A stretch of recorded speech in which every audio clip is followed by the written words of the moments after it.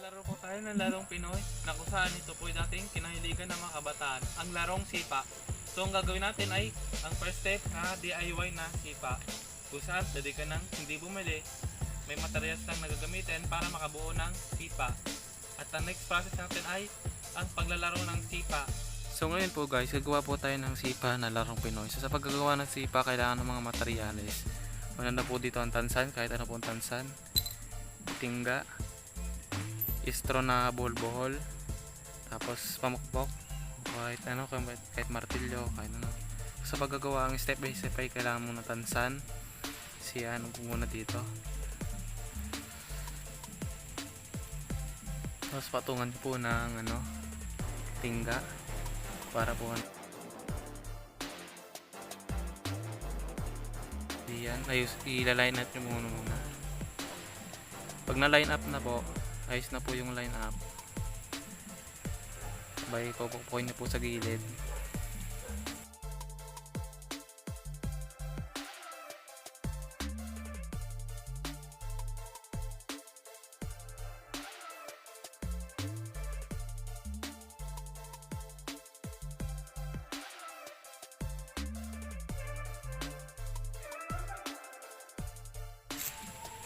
So yan, gawa na po yung ating sipa.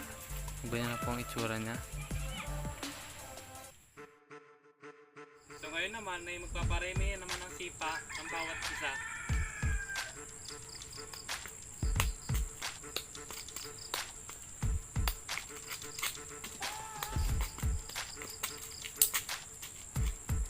So yan, naka-8 lang po ako ng sipa.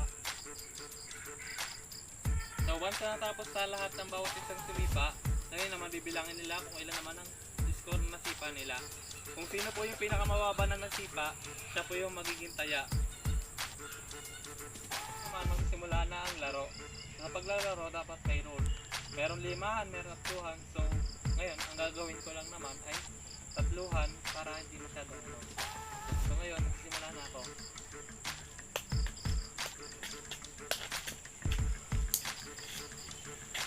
So nakatatlo na ako, tinira ko sa malayo. So dapat dun ay hindi masipa ng kalaban para hindi ka mataya.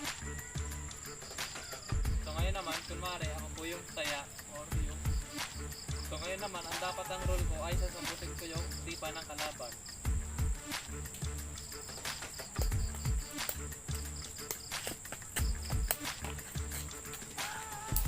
So yun, nasambot ko po yung sipa ng kalaban.